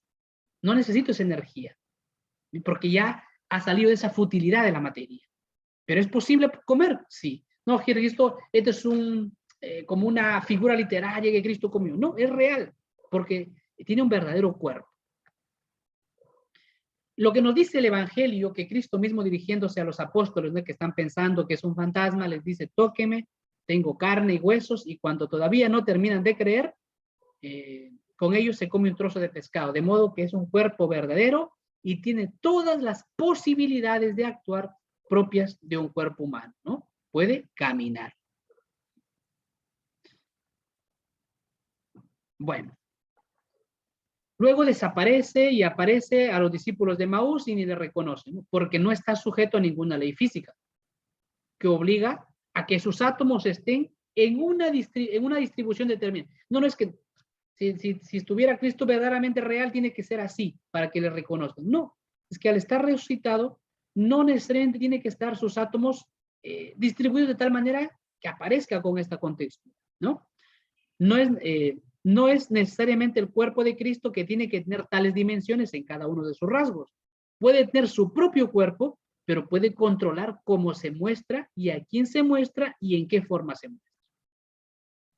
De una manera analógica y breve, cuando vivimos en nuestra vida mortal, el espíritu nuestro no actúa con la libertad propia de un espíritu. A ver, nosotros tenemos cuerpo y espíritu, pero cuando está, o sea, en nuestra vida mortal, el espíritu no actúa con la libertad propia que él es de un espíritu, como de un ángel. No actúa con esa libertad. ¿Por qué? Porque este espíritu está sujeto también a las leyes físicas espacio-temporales. Bien, está sujeto, ¿por qué? Porque por el cuerpo. Un ángel, por ejemplo, Dios y sus espíritus puros no están sujetos a esto, ¿no? Sin embargo, nuestro espíritu se ve obligado a actuar como si fuera materia, en el sentido de que yo estoy aquí y mi espíritu, por mucho que lo piense, no va a estar en la China, porque tiene que estar allí con tu cuerpo. Y por mucho que me esfuerce, no puedo actuar en un tiempo en el que me cuesta trabajo y tiempo, por ejemplo, ¿no? A ver, dice aquí, y por mucho que me esfuerce, no puedo actuar en un tiempo en el que me cuesta trabajo y tiempo el aprender algo a hacer, o sea, me toma tiempo, ¿no? El aprender a hacer algo. Por ejemplo, no estudiar una ley física. Bien. Todo esto, maestros, me lleva tiempo, por tanto, mi espíritu está limitado, ¿no?, el aprender, por su unión a la materia. Pero entonces, por ejemplo, en el caso de los espíritus puros, ¿no?, que como es el caso de los ángeles, pues no están sometidos a esto. Esto que es realidad de nuestra vida cambia después de la resurrección. Entonces, después de la resurrección, maestros, es el espíritu el que manda y hace que la materia exista a modo de espíritu. Aquí se entiende y aquí quería llegar. Entonces, después de la resurrección, es el espíritu el que manda y hace que la materia, porque sigue siendo materia después de resucitar, pero esa materia el espíritu hace que exista a modo de espíritu, a lo que era al revés anteriormente, ¿no? Es la materia lo que hacía que el espíritu actúa a modo de materia, pero aquí es al revés, ya libre de esas ataduras, de espacio y tiempo, y el único significado lógico, pues este es el único significado lógico que tiene la frase de San Pablo, ¿no? Recuerden esa frase de San Pablo, maestros, que dice, ¿no? Se siembra un cuerpo material, pero resucita un cuerpo espiritual. Este es el significado de la frase de San Pablo. Es un cuerpo en cuanto que es el espíritu el que hace que el cuerpo actúe como, en este caso, guiado por el espíritu. Bien. Cristo lo dijo también a los saduceos, ¿no? Hablando del matrimonio en este mundo, es necesario que el matrimonio para perpetuar la raza, ¿no? Pero después de la resurrección, no. Ustedes están equivocados, le dice Cristo, ¿no? Porque no saben lo que dicen. Las escrituras ni conocen el poder de Dios. Cuando la gente resucite, no se casará nadie, ¿no? Sino que todos serán como los ángeles del cielo.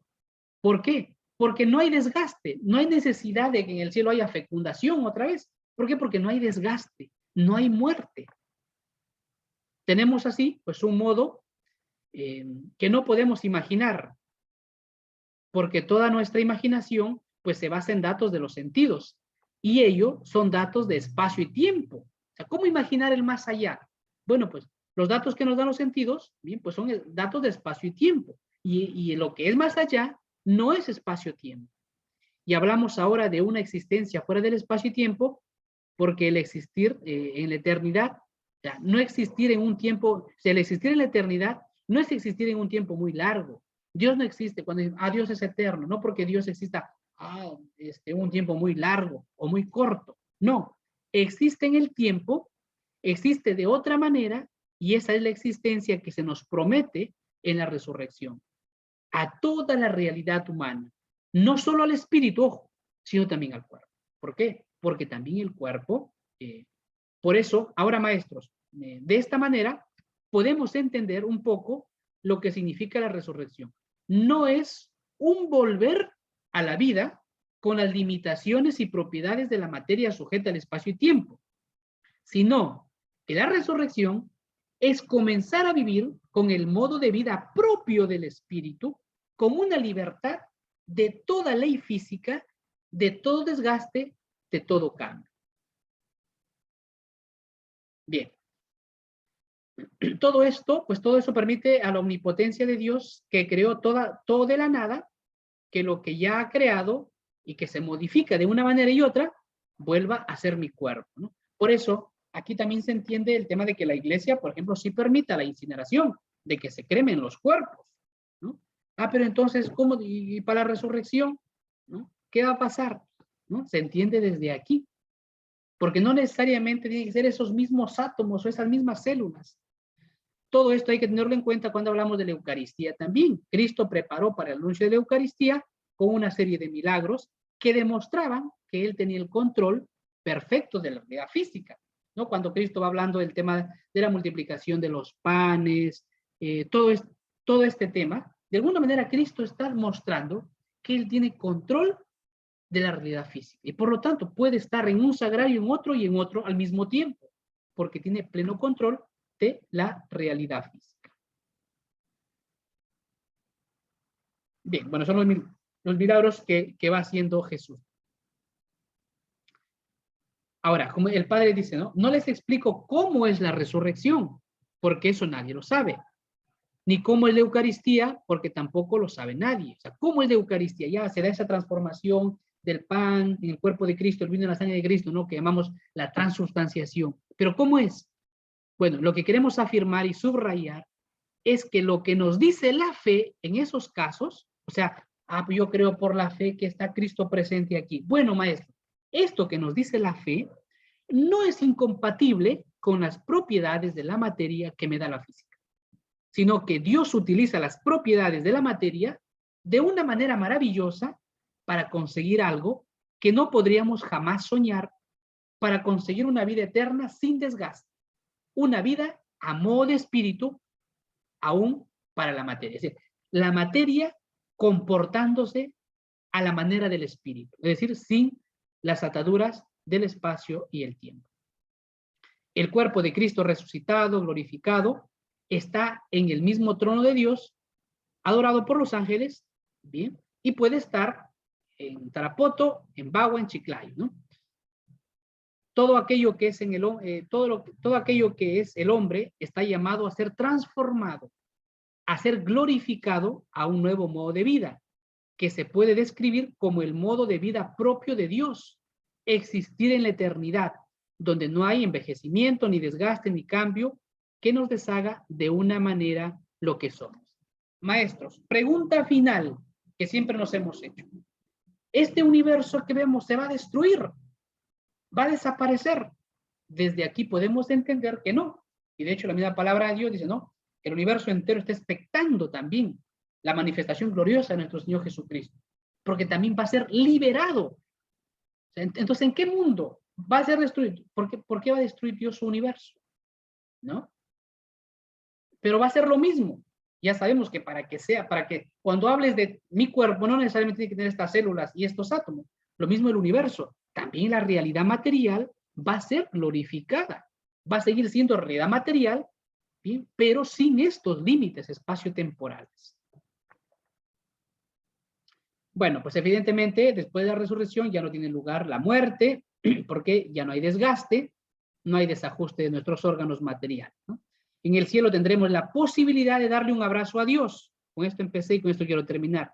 Porque tendremos dedos, uñas en el cielo, sí, y Cristo tiene, y María tiene un verdadero cuerpo, ¿bien? Porque el cuerpo, bien, viene la dignidad del cuerpo. Ese cuerpo glorificado ha sido redimido por Cristo y actúa a modo de espíritu, al igual que todo, ¿no? Se salva la materia de esa futilidad, el universo, que si uno mira a los datos de la física, es el futuro del universo, ¿no? Porque la física me dice sin lugar a duda que la evolución del universo lleva a destruir todas las estructuras materiales, ¿no? Bueno, esto ya desde la física, cómo al final se da esa, ¿no? Si da una gran explosión, al final se da toda la involución, o sea, no todo, ¿no? La concentración. Es como decir que todo queda reducido, a una partícula química. Pero bueno, se entiende desde aquí, o sea, eso mismo que los científicos a veces hipotéticamente hablan, de que al final todo va a ser uno, se puede entender desde esta realidad, porque no para que el universo sea lo que es, tiene que tener estas mismas propiedades siempre, al igual que también nuestro cuerpo, ¿no? Pues eso se va a dar con la glorificación. Entonces, la respuesta positiva y hermosa pues nos da precisamente el dogma de la resurrección. La materia del universo se rescata, no se va a destruir, de la futilidad, de la destrucción en el cuerpo glorificado de Cristo. Y el de María, ¿no? Que viven ya pues en la vida eterna, ¿no? Ahora, ¿cómo va a ser esa vida? Se explica con la frase de San Pablo: ni ojo vio, ni oído escuchó lo que Dios tiene preparado para los que le aman. 1 Corintios. Esto nos debe abrir un panorama de esperanza más de lo que nos pueden decir los datos físicos. Muy bien, por lo tanto, maestros, bien, evidentemente muchas de estas cosas quizás nunca las han escuchado, ¿no? Porque es más un ámbito académico, bien, en definitiva, bien, bueno, perdón, una conexión, un fallo de conexión. Bueno, en definitiva, con esto quiero terminar, ¿no? Para abrir a las preguntas que pueda haber, lo que el padre Carreira, ¿no? Este científico, colaborador en la NASA también, como digo, pues lo que quiere dejarnos claro a los cristianos, ¿no? Más allá de cómo va a ser esto, es decirnos, bien, que lo que creemos en la resurrección de un cuerpo, que nuestro Cristo es un verdadero cuerpo, bien, no es absurdo, es posible. Y que hasta en la misma física es posible que una partícula puede estar en un lugar y en otro al mismo tiempo, y que pueda pasar una pared sin pasar por en medio. Y esto se ve en Cristo. Es decir, lo que es posible, bien, a nivel microscópico, para Dios es posible hacerlo a nivel macroscópico en el hombre. Y claro que es posible para Cristo hacerlo porque es verdaderamente Dios. Bien, muy bien. Estimados maestros, bien, pues espero, pues les doy las gracias por su tiempo. Quiero abrir el tema aquí quisiera también, no sé si el profesor, nuestro invitado de honor está también en la sala, bien. El profesor César Augusto Reyes Celis, ¿no? Para que, a ver. Bien, bueno, si está por aquí, bueno, pues me gustaría también, ¿no? Escuchar, ¿no? Un poquito alguna conclusión, ¿no? Del profesor César. Para los que pues, no lo conocen, el profesor César es un teólogo también de la Santa Madre Iglesia Católica, compañero mío de estudios, ¿no? Sé que su preparación es mucho más grande que la mía, ¿no? Y puede aportarnos también mucho, ¿no? En esto, ¿no? Así que después de su aporte, pues también abro la sala para que haya preguntas, haya comentarios también, maestros, de su parte. Puede activar su audio, maestro. Gracias, Evander. De verdad es, como siempre tú, ¿no? Exagerado. No, yo solamente cuando hablabas, justo me venía a la mente lo que, como un resumen, ¿no? De todo lo que, por ejemplo, San Agustín, cuando habla de la resurrección de Cristo, él habla de tres increíbles, nos dice San Agustín, ¿no? Eh, Increíble es que un hombre resucite de entre los muertos, no es el primer increíble. Increíble es que todo el mundo, que todo el mundo crea ese relato, o que a todo el mundo se haya propagado ese relato. E increíble es que 12 hombres, que son 12 hombres que han sido pues prácticamente ignorantes, desarmados, plebeyos, hayan sido creíbles incluso por sabios y por filósofos, ¿no? Tres cosas increíbles. Ahora dice San Agustín, el primer increíble de que Jesús haya resucitado, no, tú lo puedes creer o no, ¿no? Hay gente que cree en la resurrección, hay gente que no cree. El segundo increíble, o sea, el hecho de que el mensaje haya corrido por todo el mundo a lo largo de tantos, cuando vivía San Agustín 500 años y ahora 2000 años, que haya corrido a todo el mundo, ese increíble lo tienes que creer sí o sí porque ha sucedido. O sea, hay gente ahora que cree en la resurrección en todo el mundo. Es un increíble que no lo puedes negar. Y el tercer increíble, dice San Agustín, también es, no puedes negarlo, que 12 hombres rudos, plebeyos e ignorantes prácticamente hayan sido hayan sido creíbles y su mensaje haya llegado a todo el mundo, ¿no? Entonces, y es tan grande el milagro de la resurrección como tan grande el hecho de que 12 hombres han esparcido este mensaje por todo el mundo y este mensaje siga vivo hasta hoy. Entonces, el milagro es que la resurrección ha existido, ¿no? Estos tres, no sé si me he explicado o lo he enredado a San Agustín, pero esto es lo que trata de explicar el Santo Padre, el Padre de la Iglesia San Agustín, ¿no? Los tres increíbles respecto a la resurrección. Y es verdad, ¿no? Hoy seguimos hablando de la resurrección y con todas las herramientas que tiene la ciencia, con todas las herramientas que nos proporciona la gente preparada, como tu persona o como el padre Carreira, que han hecho tantísima referencia, quien también pues sigo, ¿no? Sobre todo en videos, ¿no? Porque no puedo encontrar mucha bibliografía, sobre todo en sus videos me enriquezco más de él. Y bueno, es verdad. Lo único que sí, yo les recomiendo, queridos maestros, me imagino, no sé si ustedes tienen la oportunidad de tener esta grabación después, hay que escucharla otra vez detenidamente, porque hay muchas cosas que has dicho que, bueno, por el tiempo y por los medios que se tiene, pues a veces no logramos captar toda la riqueza de esta conferencia, ¿no? Entonces, siempre yo lo que suelo hacer, por ejemplo, con el padre Carreiro, con alguna conferencia a la que voy, es escuchar después, ¿no? Tomo mis apuntes, como si voy a dar clases después, pero es bueno porque eso ya se va quedando en la mente. Yo les recomiendo eso, ¿no, queridos maestros? Después, tranquilamente, sosegadamente, vuelvan a escuchar, pongan pausa en la parte que no lo entienden, vuelvan a repetirlo, busquen las citas bíblicas, deténganse a pensar un poquito, a racionalizar, y van a ver que lo que nos ha dicho el maestro Evander, pues va a quedar muchísimo más empapado, ¿no? Y eso podemos también compartirlo con nuestros estudiantes, con nuestras familias, en nuestras parroquias, que muchas veces no se habla de esto, ¿no? Pero es necesario, como dice San Pedro, dar testimonio de nuestra fe. Yo justo hoy le decía a mis estudiantes de secundaria, nosotros no creemos porque, o sea, nosotros creemos no porque somos idiotas, ¿no? Y eso lo dice San Pablo, no lo invento yo. Dice San Pablo, si Jesucristo no hubiese resucitado, vana sería nuestra fe. Seríamos los más imbéciles del mundo. Así lo dice en griego, ¿no? Seríamos los más idiotas del mundo. Porque, por ejemplo, yo puedo conocer mucho de Napoleón, puedo saber mucho de Napoleón, pero no he visto una persona que haya dado la vida por Napoleón. No sé si dicen, oye, vas a morir por Napoleón, yo lo conozco, pero me retiro de eso, ¿no? Pero por Jesucristo han dado miles de personas la vida. ¿Por qué? Porque Jesucristo vive, ¿no? Entonces, pues nuestra fe es razonable, ¿eh? No es racional, es verdad, es suprarracional, es decir, está por encima de la razón, pero es razonable. No hay ningún misterio de la fe que sea irracional, que contradiga la razón, la ley natural. Entonces, ¿cuál es el problema? Que hay que, o la misión que tenemos como maestros, como educadores, aprenderla comprenderla y compartirla, ¿no? Esa es la misión que tenemos y compartirla lo más preparados posible que podamos, ¿no? Como tu persona, Evander. Muy bien. Muchas gracias, maestro César. Un gusto poder verlo también, ¿no? Después de mucho tiempo.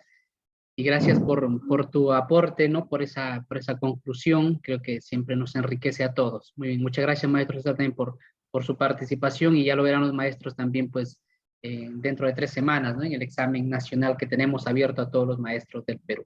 Muchas gracias desde ya también por tu disposición para estar en el jurado. Gracias, maestro. Maestros, bueno, pues ahora quiero abrir también si alguien tiene alguna pregunta, puede levantar la mano. Maestra Margarita, le voy a abrir el micro y si alguien también quiere preguntar algo, pues puede hacerlo, ¿no? O hacer un comentario, o bueno, ¿qué les ha parecido este tema, ¿no? Hablando no tanto a nivel como es espiritual y eso, sino más académico, ¿no? Que nos ayude y que nos haga ver que no, como dice el maestro César, que no somos idiotas al creer en la resurrección y que Cristo tiene un verdadero cuerpo.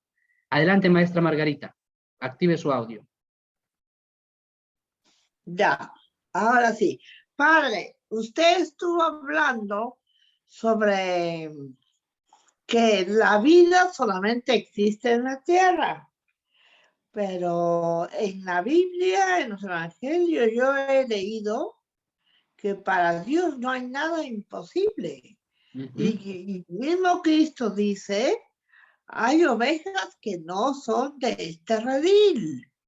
Más o menos así me acuerdo, no me acuerdo más, pero Sí. Cristo dice, hay ovejas que no son de este redil, y yo creo que en eso se basan personas así que creen que hay vida en otros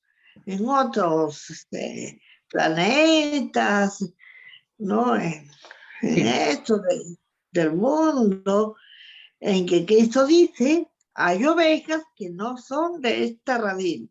No recuerdo más, Sí. pero Sí, maestra. esa duda tengo, padre, gracias. No se preocupe, sí, efectivamente, bueno, los que piensan que existe vida y vida inteligente en otros planetas, pues no es que se basan en este pasaje, ¿no? Jesucristo hace referencia a otra cosa, ¿no? Pero cuando se habla de que nada es imposible para Dios, efectivamente, ¿no? No hay nada imposible para Dios. Ahora pero el hecho de que nada sea imposible para Dios no quiere decir que de hecho existe vida en otros planetas, vida inteligente en otros planetas, ¿no? De hecho, desde la misma ciencia, ¿no? Se explica cómo para que exista vida humana inteligente en otros planetas, tiene que existir una serie de condiciones químicas, ¿no? Atmosféricas, en fin, tales que hoy por hoy no existe en ningún otro lugar para que exista vida humana inteligente. Ahora, ¿qué pasaría si se descubre que hay? Bueno, pues habría también que evangelizarles y llevarles la resurrección, ¿no? Pero bueno, eso es una ficción de momento. Igual que existen los marcianos, ¿no? Científicamente no están demostrados los marcianos. ¿De qué color son los marcianos? No existen los marcianos. Todo esto aparece, ¿no? Después de esa película famosa, ¿no? De la guerra de las galaxias, ¿no? De que existen. Pero hoy por hoy no se puede hablar científicamente de que exista vida inteligente en otros planetas.